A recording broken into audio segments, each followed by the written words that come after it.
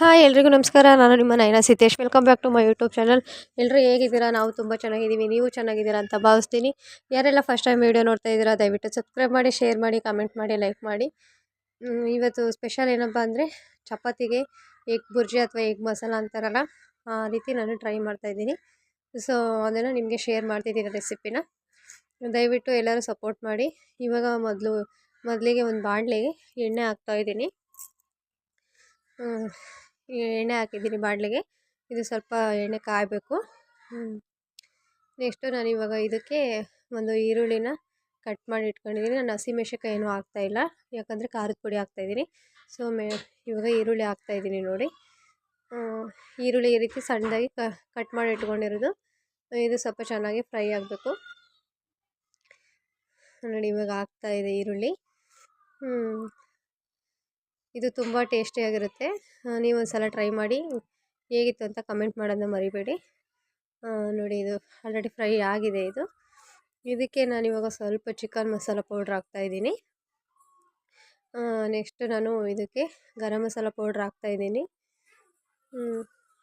Next ಸ್ವಲ್ಪ pepper powder ಹಾಕ್ತಾಯಿದ್ದೀನಿ ನೋಡಿ. ಸ್ವಲ್ಪ ಪೆಪ್ಪರ್ ಪೌಡ್ರು ಇದ್ದರೆ ಹಾಕಿ, ಇಲ್ಲಾಂದರೆ ಏನು ಬೇಡ. ನೆಕ್ಸ್ಟು ಇದಕ್ಕೆ ಸ್ವಲ್ಪ ಸೋಯಾ ಸಾಸು ಅಥವಾ ವೆನಿಗರ್ ಇದ್ದರೆ ಅದನ್ನು ನೀವು ಆ್ಯಡ್ ಮಾಡ್ಬೋದು. ಬೇಕಂದರೆ ಹಾಕಿ, ಇಲ್ಲಾಂದರೆ ಏನು ಬೇಡ. ವೆನಿಗರ್ ಬೇಡ ಅನ್ನೋರು ನೋಡಿ ಸ್ವಲ್ಪ ಖಾರದ ಪುಡಿ ಹಾಕ್ತಾಯಿದ್ದೀನಿ. ವೆನಿಗರ್ ಬೇಡ ಅನ್ನೋರು ಟೊಮೊಟೊ ಹೆಚ್ಚು ಹಾಕಿದರೆ ಚೆನ್ನಾಗಿರುತ್ತೆ. ನೋಡಿ ಇವಾಗ ಇದು ಎಲ್ಲ ಚೆನ್ನಾಗಿ ಫ್ರೈ ಆಯಿತು. ಇವಾಗ ನಾನು ಸ್ವಲ್ಪ ಸೋಯಾ ಸಾಸ್ ಹಾಕ್ತಾಯಿದ್ದೀನಿ. ನೆಕ್ಸ್ಟು ಸ್ವಲ್ಪ ವೆನಿಗರ್ ಹಾಕ್ತಾಯಿದ್ದೀನಿ. ಅದೇ ಹೇಳಿದ್ದಲ್ಲ, ವೆನಿಗರ್ ಬೇಡ ಅಂದರೆ ನಿಂಬೆಹಣ್ಣು ಅಥವಾ ಟೊಮೊಟೊ ಹೆಚ್ಚು ಹಾಕಿದರೆ ಚೆನ್ನಾಗಿರುತ್ತೆ. ಇದು ಹಾಕಿದರೆ ಚೆನ್ನಾಗಿರುತ್ತೆ ನೋಡಿ. ಬೇಡ ಅಂದರೆ ಸ್ಕಿಪ್ ಮಾಡ್ಬೋದು ನೋಡಿ. ಇದು ಫ್ರೈ ಆಗಿದೆ. ಇವಾಗ ನಾನು ಇದಕ್ಕೆ ಸ್ವಲ್ಪ ಉಪ್ಪು ಆ್ಯಡ್ ಮಾಡ್ತಾಯಿದ್ದೀನಿ ನೋಡಿ. ಇದು ಚೆನ್ನಾಗಿ ಉಪ್ಪೆಲ್ಲ ಈರುಳ್ಳಿಗೆ ಮಿಕ್ಸ್ ಆದರೆ ಚೆನ್ನಾಗಿರುತ್ತೆ, ಮೊಟ್ಟೆಗೆಲ್ಲ ಚೆನ್ನಾಗೇ ಮಿಕ್ಸ್ ಆಗುತ್ತೆ ಅಂತ ಹೇಳ್ಬಿಟ್ಟು. ಇವಾಗ ಇದು ಆಗಿದೆ ಆಲ್ರೆಡಿ. ನಾನು ಇದಕ್ಕೇ ಇವಾಗ ಮೊಟ್ಟೆನ ಒಂದು 5ರಿಂದ 6 ಮೊಟ್ಟೆ ತಗೊಂಡಿದ್ದೀನಿ ನೋಡಿ. ಮೊಟ್ಟೆ ಹೊಡೆದಾಕ್ತಾಯಿದ್ದೀನಿ. ಇದು ಈರುಳ್ಳಿ ಎಲ್ಲ ಚೆನ್ನಾಗಿ ಫ್ರೈ ಆದಮೇಲೆ ಪೌಡ್ರೆಲ್ಲ ಹಾಕ್ಬಿಟ್ರೆ ಸೀದೋಗ್ಬಿಡುತ್ತೆ. ಸ್ವಲ್ಪ ಲೋ ಫ್ಲೇಮಲ್ಲೇ ಇಟ್ಕೊಂಡು ಮೊಟ್ಟೆನ ಹೊಡೆದಾಕಿ. ಇವಾಗ ಮೊಟ್ಟೆ ಹಾಕ್ತಾಯಿದ್ದೀನಿ ನೋಡಿ. ಒಂದು 5ರಿಂದ 6 ಮೊಟ್ಟೆ ಈ ಮಸಾಲೆಗೆ ಸರಿ ಹೋಗುತ್ತೆ ನೋಡಿ. ಮೊಟ್ಟೆ ಹಾಕ್ತಿದ್ದೆ, ವೀಡಿಯೋ ನಾನೇ ಮಾಡೋದಿಲ್ಲ, ಅದು ಸರಿಯಾಗಿ ಆಗ್ತಿರಲಿಲ್ಲ. ಸೊ ನಾನು ಸಿಪ್ಪೆ ಎಲ್ಲ ತೆಗಿತಾ ಇದ್ದೀನಿ ನೋಡಿ.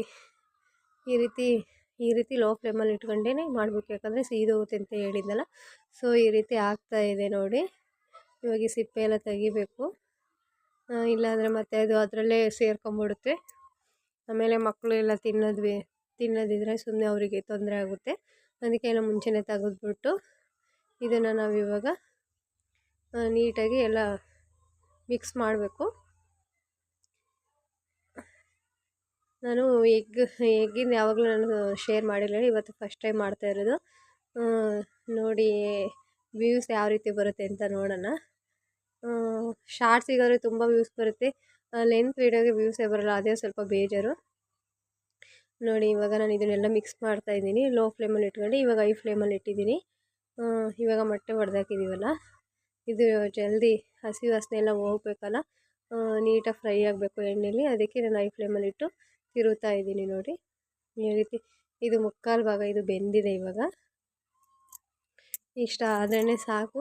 ಇವಾಗ ಇನ್ನೊಂದು ಸ್ವಲ್ಪ ಲೋ ಫ್ಲೇಮಲ್ಲಿ ಇಟ್ಕೊಂಡು ಇದನ್ನು ನೀಟಾಗಿ ಫ್ರೈ ಮಾಡಿಬಿಡ್ಬೇಡ ನೋಡಿ. ಇದೆ ಈ ರೀತಿ ಆಗಿದೆ ಫೈನಲಾಗಿ. ಚೆನ್ನಾಗಿತ್ತು ಫ್ರೆಂಡ್ಸ್. ಚಪಾತಿ ಮಾತ್ರ ತುಂಬ ಟೇಸ್ಟಿಯಾಗಿತ್ತು ನೋಡಿ ಯಾವ ರೀತಿ ಆಗಿದೆ ಅಂತ. ನೋಡಿ ಇಷ್ಟು ನಾವು ಮಾಡಿಬಿಟ್ರೆ ಎಗ್ ಬುರ್ಜಿ ಅಥವಾ ಎಗ್ ಮಸಾಲ ರೆಡಿ ಆಗುತ್ತೆ.